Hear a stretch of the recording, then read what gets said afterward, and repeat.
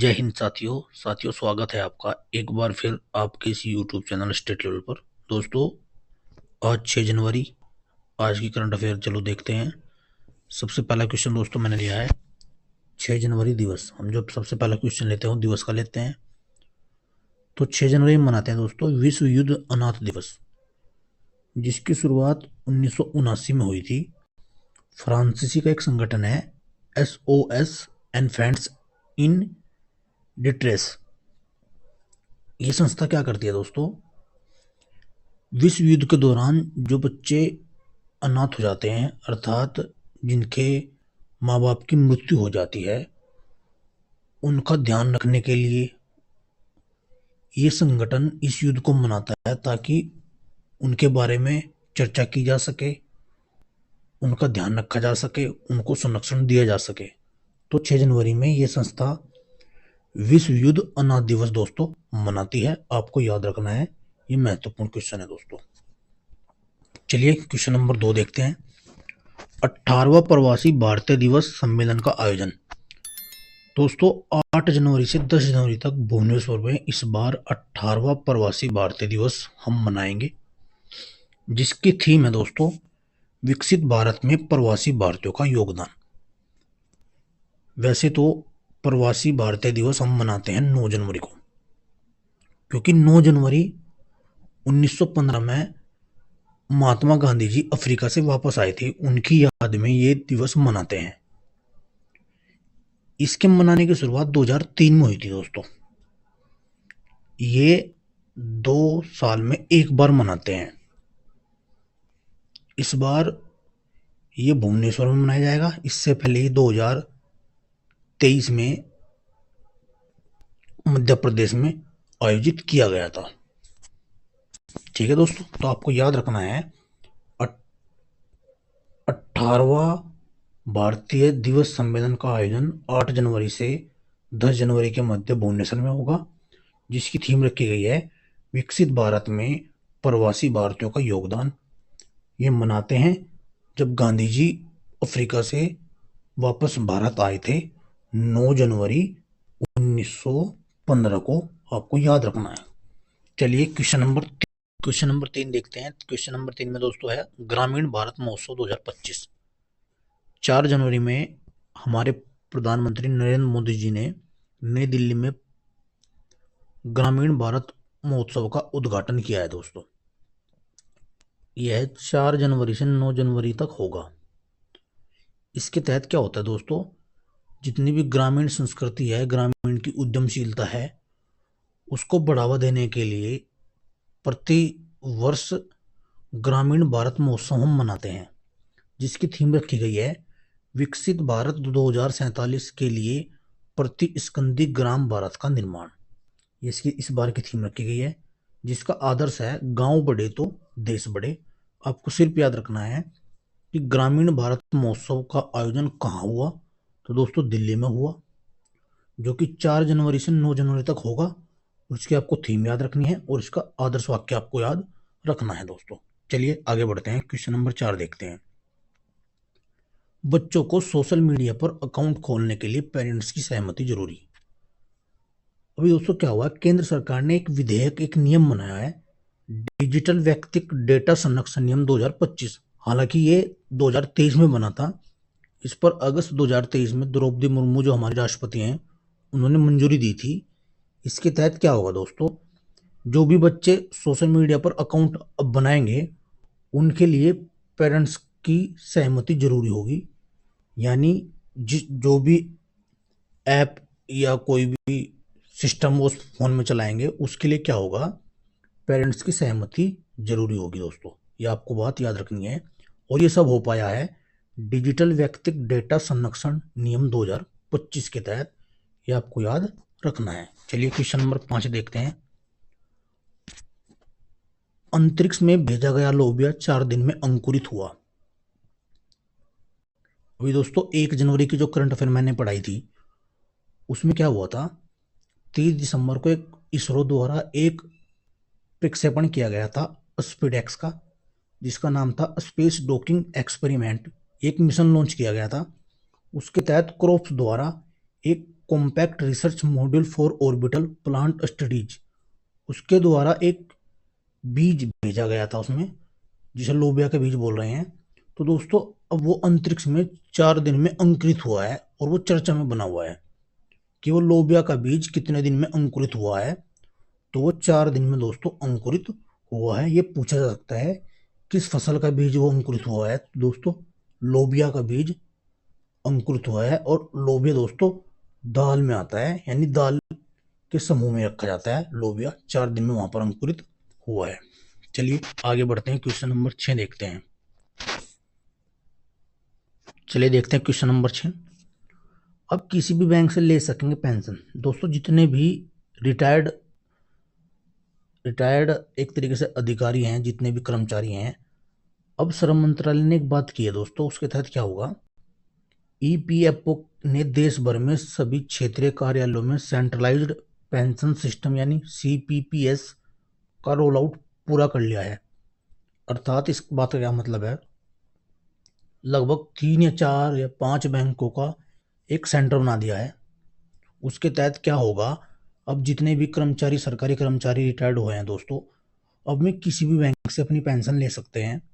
और जब में रिटायर होंगे, उनका जो भी डॉक्यूमेंट वेरिफिकेशन होगा या किसी भी कार्य को लेकर स्टार्टिंग में होता है ना, वही कितनी उनकी सेवा रही, कितना कुछ रहा, तो उसको अभी में सब ऑनलाइन माध्यम से सारा डॉक्यूमेंट वेरिफिकेशन करा लेंगे, और लगभग 5 से 6 बैंक से में अपनी पेंशन ले सकते हैं।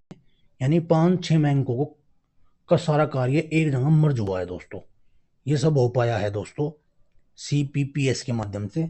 तो सिर्फ आपको याद रखना है, अब किसी भी बैंक से ले सकेंगे पेंशन, यानी श्रम मंत्रालय के अनुसार ईपीएफओ ने देश भर में सभी क्षेत्रीय कार्यालयों में सेंट्रलाइज पेंशन सिस्टम, ये सिर्फ इस माध्यम के दौरान हुआ है दोस्तों।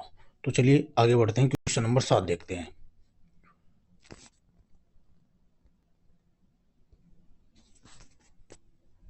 इसमें क्या है, इक्वाडोर के 7 प्रांतों और 3 नगर नगर पालिकाओं में 60 दिनों के लिए आपातकाल।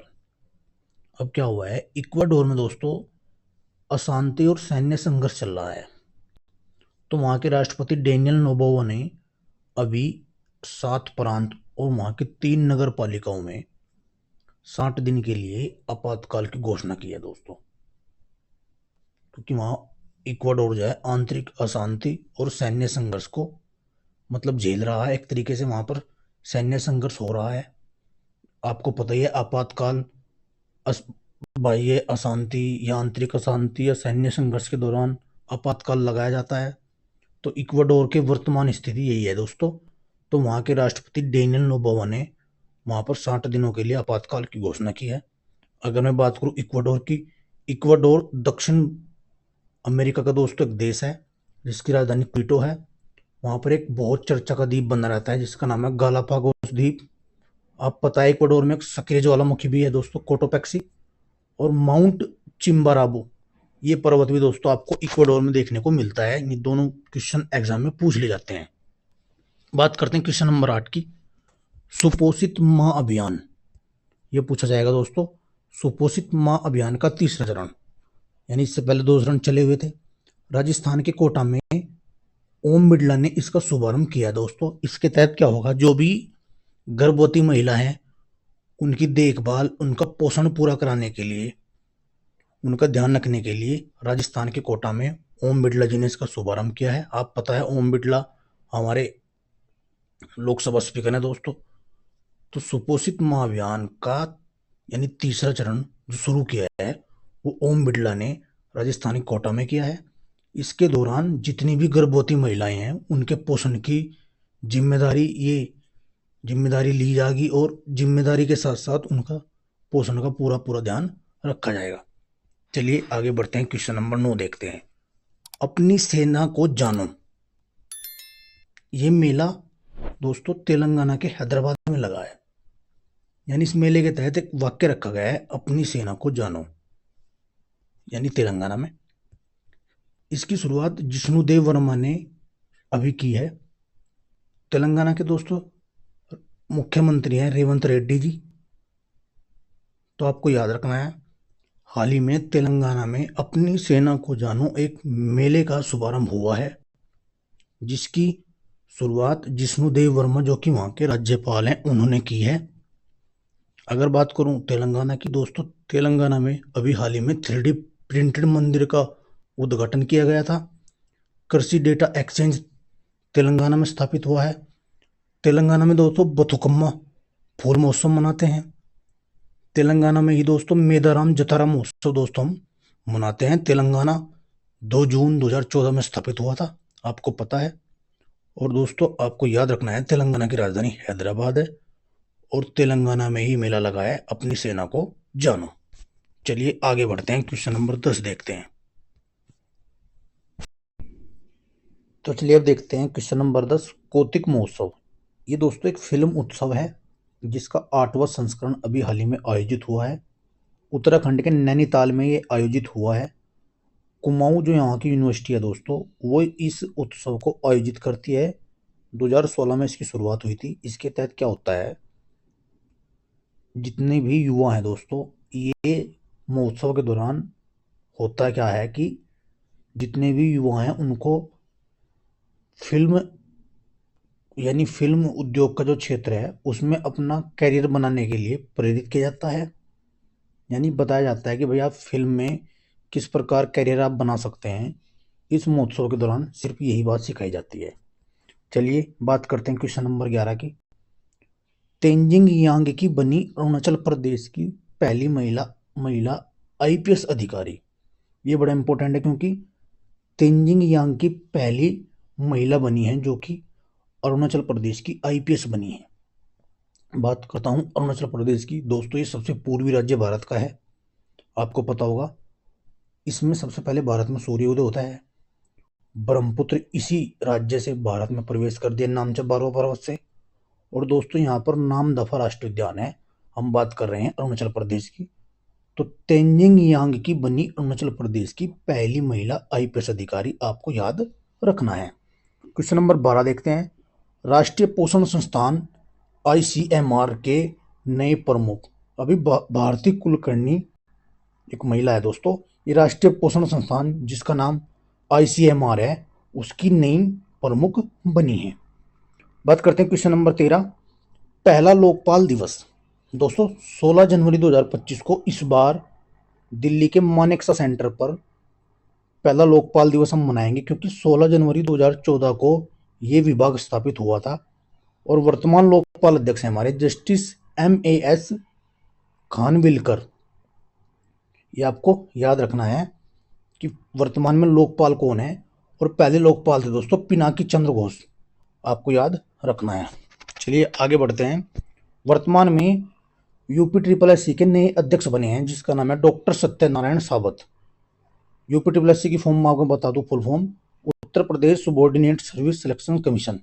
आपको याद रखनी है, बहुत से लोगों के तो ये भी फुल फॉर्म कहीं ना कहीं याद भी नहीं होगी, तो आपको याद रख लेना है। UPSSC के नए अध्यक्ष डॉक्टर सत्यनारायण सावत अभी बने हैं। बात करते हैं एसोचैम ASSOCHAM, एसोचैम जिसे बोलते हैं, इसके नए महासचिव बने हैं दोस्तों मनीष सिंघल। ये गैर सरकारी व्यापार संघ है, व्यापार और वाणिज्य से जुड़े हितों का प्रतिनिधित्व करता है। इसकी स्थापना 1920 में दोस्तों हुई थी, तो आपको याद रखना है। इसके नए महासचिव बने हैं मनीष सिंघल। तो दोस्तों ये थे आज के 15 प्रश्न। अब देखते हैं रिवीजन में दोस्तों, मैंने आज लिया है अभी 18वीं वन रिपोर्ट दोस्तों आई थी, वो मैंने आज रिवीजन में ली है। तो आइए शुरुआत करते हैं, उसे देखते हैं। 18वीं भारत वन स्थिति रिपोर्ट 2023। अब दोस्तों मैं से 2023 क्यों कह रहा हूं, क्योंकि ये रिपोर्ट 1987 से 2 वर्ष में एक बार आयोजित होती है, जिसका नाम IFSR है दोस्तों, यानी भारत वन स्थिति रिपोर्ट 2023। अभी मैंने इसलिए ली है क्योंकि ये परीक्षा की दृष्टि से महत्वपूर्ण हो जाने वाली है, इसलिए आज देखते हैं। सबसे पहले देखते हैं इसके जारीकर्ता। दोस्तों इसके जारीकर्ता हैं पर्यावरण वन एवं जलवायु परिवर्तन मंत्री भूपेंद्र यादव जी ने ये पेश की। और जो इसे बनाता है वन अनुसंधान संस्थान देहरादून इसका विमोचन करता है। तो इस रिपोर्ट के अनुसार आज हम देखेंगे कि अपने भारत देश में कितने वन हैं, कितना वन आवरण है, वृक्षावरण कितना है, किस राज्य में कितने वन हैं, ये सभी आज की वीडियो में आपको देखने को मिलेंगे। तो चलिए देखते हैं।